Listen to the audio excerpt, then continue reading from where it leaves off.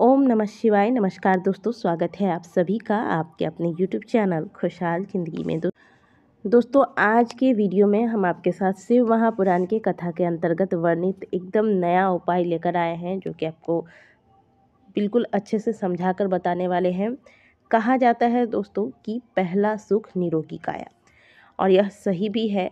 यदि आपके पास बहुत ज़्यादा धन दौलत सब कुछ है, इसके बाद भी यदि आपका स्वास्थ्य ठीक नहीं रहता, आप अपने शरीर को लेकर हमेशा किसी न किसी कष्ट में रहते हैं, तो चाहे आपके पास कितना भी धन दौलत क्यों ना हो, उसे आप भोग नहीं सकते, वह आपकी बीमारी में ही खर्च हो जाता है। तो यदि आप किसी बहुत गंभीर बीमारी से परेशान हैं और आप लगातार समय से इसका इलाज करवा रहे हैं, फिर भी इसमें किसी भी प्रकार की सुधार नहीं हो रहा है, तो चाहे जैसी भी आपकी शारीरिक समस्या हो, उनके निवारण के लिए इस उपाय को अवश्य कीजिएगा। महादेव को वैसे तो त्रिशूलधारी कहा जाता है, लेकिन महादेव का अपना एक स्वयं का चक्र भी है, और इसी चक्र का नाम आपको लेना है और इस उपाय को करना है। क्या करना है, आगे पूरी जानकारी देने वाली हूँ, वीडियो को अंत तक जरूर देखिएगा। और अगर हमारे चैनल पर पहली बार आए हैं तो चैनल को सब्सक्राइब अवश्य कीजिएगा।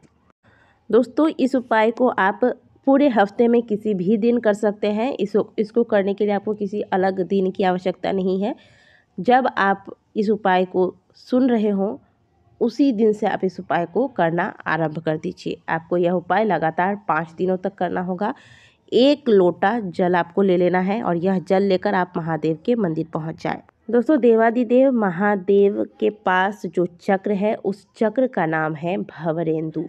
तो भगवान शिव के जल लेकर जो रोगी व्यक्ति है, उस यदि व्यक्ति के हाथ से उन्होंने कहा है कराकर उसका नाम किडनी खराब हो गया है, लीवर खराब हो गया है, कोई आपको यह जल बीमारी से अर्पित करना है, तब ऐसी स्थिति करना है भवरेंदु कीजिएगा, भवरेंदु स्मरण कीजिएगा, स्मरण करके और भगवान शिव के शिवलिंग पर जल चढ़ाने का जो विधि है, सही विधि है।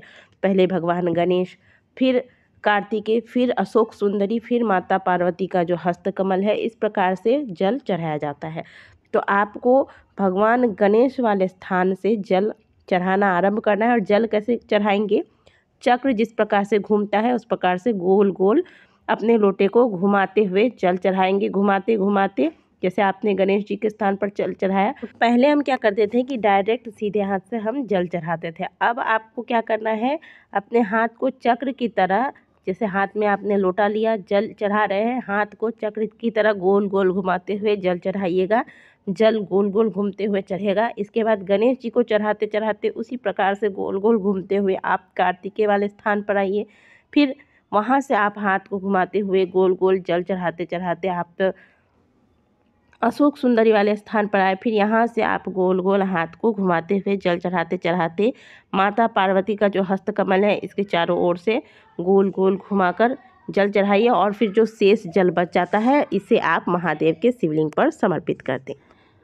जल चढ़ाने के बाद जो जल जलाधारी से बहते हुए नीचे की ओर गिरता है, वहाँ से थोड़ा सा जल आप निकाल कर ले आएँ, यानी कि थोड़ा सा जल रोक कर फिर लेकर आएँ। और जो बीमार व्यक्ति है, जिसे डॉक्टर ने किसी गंभीर बीमारी के बारे में बताया है, उस व्यक्ति को यह जल भगवान शिव का ध्यान करके भवरेंदु चक्र का स्मरण करते हुए इस जल का आचमन करा दें। बीमार व्यक्ति को ध्यान रखिएगा, जब आप यह जल चढ़ाते हैं, गोल गोल हाथ को चक्र की तरह घुमाते हुए यह जल चढ़ाना है।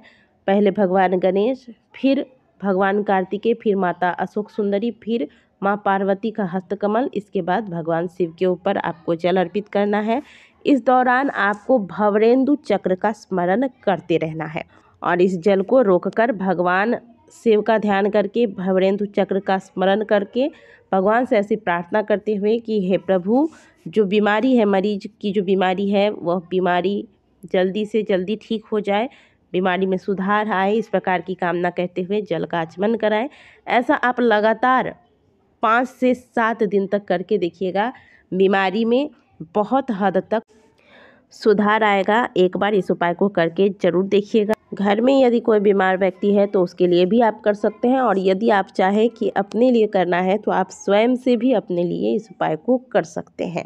इस उपाय को आप प्रातःकाल करें, दोस्तों बहुत ही सुंदर सा सरल सा उपाय है, छोटा सा उपाय है। इसके लिए आपको और कुछ अलग से सामान नहीं लेना है, बस 1 लोटा जल लीजिए, महादेव के मंदिर पहुँचिए और इस उपाय को कर लीजिए।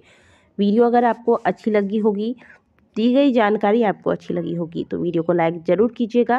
और दोस्तों हम अपने चैनल पर प्रतिदिन आपकी समस्याओं से जुड़े हुए उपाय, व्रत त्योहार से संबंधित जानकारियाँ अपलोड करते रहते हैं, इसलिए हमसे जुड़ने के लिए अभी हमारे चैनल को सब्सक्राइब करें तथा कमेंट बॉक्स में हर हर महादेव अवश्य लिखें। मिलते हैं आपसे अगले वीडियो में, तब तक के लिए ओम नमः शिवाय, हर हर महादेव।